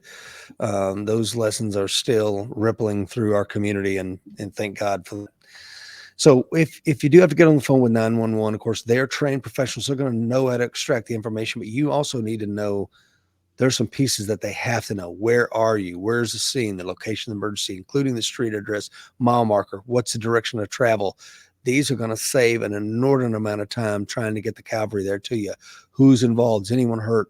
What do you need rolling to you? If you've been pinned inside the vehicle because of the accident, prior to that, you need to tell them, I have a pin inside the vehicle. My daughter cannot get out. That's going to let them know they need to roll a different kind of response. The descriptions of the people involved. Now, this can get tangled so that now they're looking for someone who's a bad guy wearing a yellow shirt. In reality, your wife's wearing the yellow shirt. So again, take a deep breath and make sure you are clear who they need to be looking for here. When did this happen? If it's ongoing now, you're in the middle of it now, they need to know, man, it ain't over. The person is maneuvering on me. And then be prepared to answer any following questions. Anything else that sticks out to you on that one, Dr. Fuller? Give them a name. Tell them who you are. You know, you want to identify yourself to the best you can as being the good guy, just so there's no potential confusion when the other good guys show up. Because again, the whole world's coming, and you know, there's shots fired. It's going to trim down the number of actual first responders to just the guys with blue lights and guns. But you really want them to know you're the good guy. Now, you're still probably going to get cuffed up, and you're probably still going to get, you know, thrown on the ground and talked too harshly, and guns will be pointed at you. But to the extent you can, give them the information they need. And they're going to, like you said, they're going to extract that information from you. But that call to 911, the law is clear. You need to make that when it is safe to do so. Yes. Right. So your first priority is to drive and get off the X, you know, and then you can explain to the police later why you're doing 110 in a 40-mile-an-hour zone on the sidewalk. You know, you'll have to explain it, but you can. Yeah, there'll be plenty of time to get all that out of the way. Right now, we got to drive and survive. Let's give ourselves some tactical advantages here before the fight to keep your car. In this case, we're talking about our weapon, because if we're in the vehicle and it's running, that is your primary weapon system. It ain't the firearm. It ain't the long gun that's in the trunk or under the seat. The primary weapon system when the vehicle is driving and moving is the vehicle. Your car should be low profile. You don't want to stand out, okay, and draw attention to yourself. Low profile, probably a minimum of 3/4 of tank of gas, tires fully aired up, and the overall vehicle should be roadworthy. You want to talk to the second one there, Dr. Fuller? Yeah, lock your doors. It's stunning the number of burglaries that can be stopped if you just lock your doors. It's stunning the number of carjackings that can be stopped if you lock your doors. Just lock them and roll up the windows. All right. My kids know that as soon as we get on any kind of a main drag, or if we're in a parking lot, the windows are up. Mm-hmm. Yeah, it's hot in the car. Don't worry. Once we're doing 30, I'll roll the windows down, and you can, you know, get the hot air out of here, and then we'll put the air conditioner on. Don't go to stupid places with your doors unlocked and your windows down. Yeah. And don't have your music cranked up, you know, while you're driving along and is bumping out your windows. You're just asking for trouble. Mm-hmm. All occupants and loose items should be secured and restrained. You know, if you've got a thermos full of coffee and that vehicle rolls, it's going to knock the hell out of somebody. You're going to be concussed before you even get into the fight. So everything needs to be restrained inside the cab of that vehicle. Keep your car in the center line of an outside lane. What do you think about that? It's true. It just gives you more reaction time to anything coming from the side of the road. All right. Let's face it. The reality is you're far less likely to have somebody walk out with a FNFAL and try to carjack you with a rifle than you are for some kid to be chasing his basketball out in the middle of the road from between two cars. Mm-hmm. Right? So give yourself that reaction time that you've been hearing about since you were 15 and learning to drive. Right? Push yourself out. If you can be in the middle lane, be in the middle lane. If you can't be in the middle lane, push towards the center line. That gives you more reaction time to any problem. It also gives you more distance, right? If the problem is coming straight at you and you need to push hard to the right of the lane, well, you have some room to push hard to the right of the lane. You know, those lines on the road are painted. Keep that in mind. You know, if the threat, whatever that threat is, dictates, you can cross that painted line. Okay, you don't have to run into the threat because you refuse to go over a painted line. Yeah. Number 5, keep a safe gap between you and the vehicle in front of you. Of course, the 2-second rule at a minimum when you're driving, and when stopped, you should be able to see the wheels touching of the vehicle in front of you. If you can't see their wheels touching the pavement, you're too damn close. That's going to give you the ability to maneuver away from this thing. Yeah. I always want to be able to, in my head, I look at a car in front of me. If I'm stopped at a light, I want to have enough room so that I can turn and go around them if their vehicle breaks down. It just stops running. Right? Yep. All of a sudden their flashers are on and the light's green and I need to go. Well, I don't want to be so tight on their tail that I can't get around them. And now I'm stuck until they move their car or the guy behind me who's tailgating me gets out of there so I can back up and go around him. I don't want that experience. I want to be able to pull out and leave at a moment's notice for any reason. Correct, Mundo. When stopped isn't the time for scrolling on your phone. Observe your surroundings for people on foot, maneuvering vehicles, etc. If you see something that concerns you, what should you do, Dr. Fuller? Gotta go. Gotta go. I believe. We'll figure it out later. That's right. I think this is the final video of the morning. So let's see here.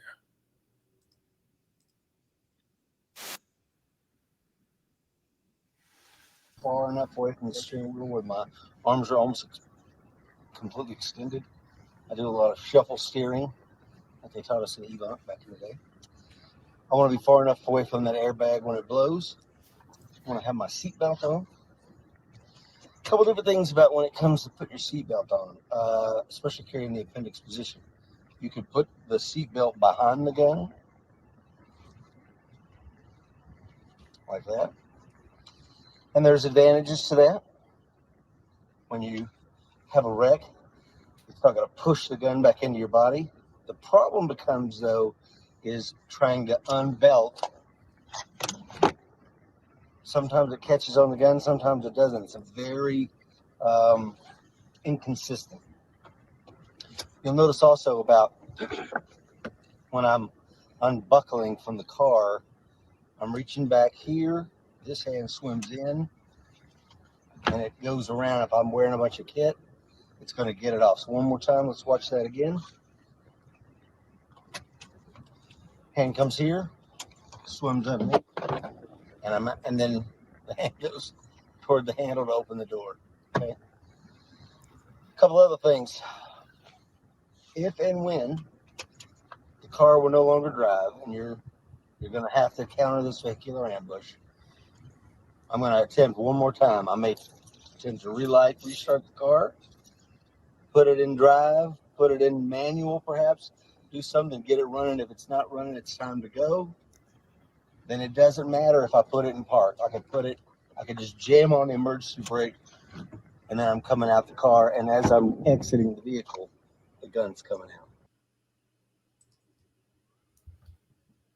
out. All right. Thoughts on that, Dr. Fuller? It's good advice. What the FBI teaches is the same thing for swimming out from under the seatbelt, only the whole operation is performed with one hand. So you can keep one hand on the wheel and you can pop the seatbelt. Because a lot of times you're pulling up onto a scene. You know the deal. You're on a hot call and you got to get up there. It's as hot as the calls get in the FBI. And you need to pop that seatbelt and get it out. But the whole point of getting your offside hand under the belt and getting it off of you to avoid getting tangled up is important. And it's not a big thing. It's a pretty simple thing to get in the habit of doing. I mean, I had that training 26 years ago and I still take my seatbelt off that way. Yeah, me too. You know, it's not like I go, oh, I'm tactically leaping out of my vehicle. It's just the way I take my seatbelt off. Exactly. So, Here's some thoughts that you put together for CONUS-bound civilians. Walk us through this, Dr. Fuller, please. yeah, because I think it's important that we look at all these things and we take the lessons from the videos that we saw today and the conversations that we've had today. But a lot of them surround operations in a combat environment or as a working law enforcement officer. If you are still on the job, you are still rolling across the pond and doing things, this obviously doesn't apply to you. But the vast majority of people watching and listening to this show, keep in mind, you are not now, even if you ever were once, a combat infantryman, right? Your job is not to close with and destroy the enemy by means of fire and maneuver anymore, right? Keep that in mind. Your job is to survive. You do not need to go on the offensive, right? Unless that means that there's a guy between you and the exit, bad guy between you and the exit. Then, of course, you have to go offensive. but only in as much as it's necessary to get off the X. If you can leave, leave. Just go away. Other people are coming to deal with this. Law enforcement have tons of advantages that you do not have as an individual citizen. You may have better skill set. You may be the guy who teaches your local police officers how to shoot and how to do tactics, but you're alone, right? That's the nice thing about being a cop. You're a member of the biggest street gang in the world, right? So if there's a problem, I'm bringing enough people, and then I'm bringing more people. And then when those people get here, we're getting more people, right? There's a ton of folks coming. You don't need to take care of this. Go away. Get out of there. Be a good witness. If you have to engage in order to escape, use your car, not your gun, as we've talked about repeatedly in this conversation this morning. Your car puts down a whole lot more kinetic energy than your 9mm round, right? It hits a lot harder. It gets moving pretty quick, and mass times acceleration, right? You're really going to have a monstrous impact. And frankly, anybody watching the show now who's ever dealt with people versus cars in car accidents knows just exactly how devastating a vehicle hit is. So concentrate on your primary goal in a situation like that, and that's departure. I need to leave. We've talked about this quite a bit this morning. Cars can suck up a lot of damage and still move. A lot of damage. And keep in mind, once that ambush pops, once somebody is trying to attack you, your car is no longer your baby, your pride and joy that you take home and you wipe it with a diaper and shine it all day. It is now, by no fault of your own, an object that you need to use to get out of here. That's all it is. It is a piece of kit, no different than your tennis shoes and your firearm. Use that advantage. Suck up the damage on the car if you can, or if you have to, but get out of there. Like I said earlier, the best way to stop a moving vehicle is not shooting the vehicle, right? So if the bad guy's wasting rounds on the vehicle, cool. He's not shooting you. And if you're moving at 30 miles an hour, you're awfully hard to hit. All right? Anybody in here that spent any kind of time shooting at steel plates at 25 yards that are stationary can attest to that, how much more difficult it would be to hit that steel plate doing 35 and accelerating. And the bad guys don't have the level of practice you do. So make it hard for him to hit the driver. Stomp the gas. If you can no longer make the car go, then and only then do you get out of the car. Okay, we don't call it a rolling coffin for good reason. Don't decide, you know what, I'm just going to lay down a wall of lead through this front windshield. That's cool to do in training. It's not a wise maneuver in an actual gunfight, because you've made yourself literally a sitting target. If you have to get out of the car, your primary goal is still to leave. Don't lose sight of that goal at any point in this time. There's a gunfight here. I don't want to be here. Now, I fully recognize, as we've talked about earlier, that you may be stuck. Right? There may be other people in the car that can't leave. I have a 5-year-old daughter, and she's just now getting to a point where she can unbuckle herself.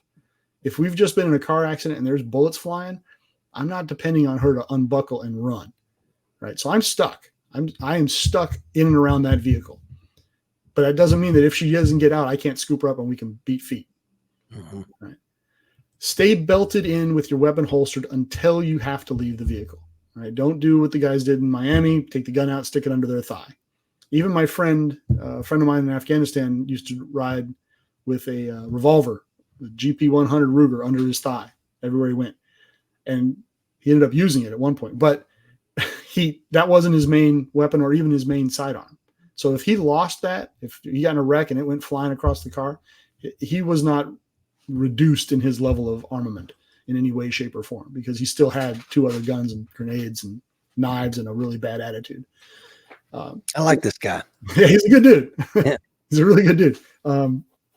Anyhow, neither here nor there. So stay belted in until it's time to leave. Because also, when you start focusing on getting my belt off and getting my gun out, you're not concentrating on your primary goal anymore, right?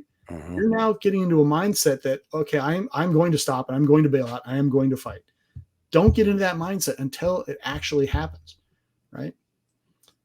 And keep this in mind. We've touched on it quite a bit this morning. If the bad guy initiates an ambush and he knows what he's doing, you're already screwed. As we've seen repeatedly in the videos here and the pictures here. If he knows what he's doing and he gets an opportunity to pop that ambush when he wants to pop it and where he wants to pop it, you're done. So things like keeping your head on a swivel, like we saw from Rich, your friend in Guat there, they kept their head in the game. They figured out what was going on early, trusted their gut, right? Gavin DeBecker's big on that, right? Your gut is telling you something, listen to it. This doesn't feel right, we're not going to do it. And that can be as simple as pulling up to a 7-Eleven or what we used to call a stop and rob at 10 o'clock at night. You pull up, you look in. No, this doesn't feel right. My son and I last weekend, we were out at 5:30 in the morning, and we're going to get some breakfast at 5:30 in the morning. And we pulled into a Waffle House. And, I like Waffle House waffles, right? They do one thing, they do it well. Big fan. Right, big fan. But you can't ignore the fact that they tend to have a particular clientele when the lights are out. So we pulled up and we looked in, and I said, "Nope, son, we're not going in here this morning." And he's like, "Why are we not going in here, Dad?" He says, "It doesn't feel right. We'll just go somewhere else." And we did. Now, was there a problem in there? Did I see anything obvious? No. I just got hinky and I left. Well, it's like that the one, my buddy Brad's triple canopy thing. We talk about the BAD acronym: baseline plus an anomaly equals got to make a decision. And the baseline was, we're going to turn it on this road. Sometimes roads have junk on them, sometimes they don't. But the first one had it on there. They decided, we're not going to go down this road. The second road had some blockage. Prior to tell the locals, hey man, we're fixing to ambush some Americans, stay off this road for just a while, Yeah. And they decided, the decision was, we'll continue, but we'll have a heightened sense of awareness. And of course, the worst case came, but they were at least like, they made a conscious decision. We're going to drive around this block. Doesn't smell good. Everybody keep your eyes peeled. Once they saw the hooded gunman, it was time to roll. Well, if I heard that right, they decided to turn around and were actively changing their route when they saw the gunman, right? That's exactly right. Yeah. So they had already made the decision based on these anomalies. This doesn't meet the smell test. We're gone. Yep. And that's what you have to be able to trust yourself to do that. So if the bad guy pops the ambush and you're still able to react, well, that's a good sign for you, because that means he doesn't know what he's doing, or he isn't as good at what he's doing as he thinks he is, or you forced him to pop the ambush early. Something went wrong with his plan, or his plan is just bad because he's bad at this. Either way, that's your light under the door. That's your window of opportunity. You now have a chance to get out of here and perhaps do so unscathed. So keep that in mind, right? If you know that you're being attacked, you're already ahead of the game. You have an advantage there. And that's where your superior training can come in to save your ass. Assuming you have that training. Right. Because as we talk about here all the time, the fight's coming, right? You have to train to be ready. Amen. And just to kind of close this out, principle number 1, keep driving. Principle number 2, exit, fire, maneuver. Principle number 3 is communicate. And what did we not discuss? Urban prone and temple index and 16 points of cover and rolling in and around a shooting guard. I'm not saying that any of those things are bad. I think that they all can be contextually appropriate. We saw the LA SWAT officer taking a prone position and skipping rounds underneath the car to stop the fight. Love it. Temple index may be a fantastic thing in and around vehicles, so that you don't muzzle the other people around you. You can't do that kind of shit in a helo. Why? Because all the gearboxes and engines are up there. So when those of us that spend a lot of time operating in and around helos know that it's muzzle down. So again, these things are contextually appropriate. They're not necessarily good or bad. You just have to understand the context with which they're in. Another thing that TC and I didn't do today, and maybe we do it in another show, maybe we won't, and that is, 2- and 4-man team tactics to counter some of these things. But some of this is already in the training vault. Mike and I have already filmed it. So I would encourage you, if you are a member of the American Warrior Society, go in and check our vehicle series. And I think that's all we had today, Dr. Fuller. I think the topic is well covered. I'll be interested to see which social media platforms allowed the whole show to go. Well, it looks like they shut it down on Facebook. I'm not sure why, but. Well, I'm still getting the stream on my Facebook on the American Society, but I haven't seen any comments for quite some time. So, well, we've been zucked again, it would appear. Well, you know, Ralph, if you just pay more money to Zuckerberg, you'd be in much better position. Not doing it. But again, hopefully you can find this content on YouTube on the shooting performance page, or it'll be a standalone podcast at some point in the near future. Says being a life member of the American War Society is some of the most money well spent. Well, thank you so much, Brother Will. Dr. Fuller, if you don't have anything else for the guest today, please take us out. Well, Rich, as we say all the time, constantly, the fight is coming. Be ready.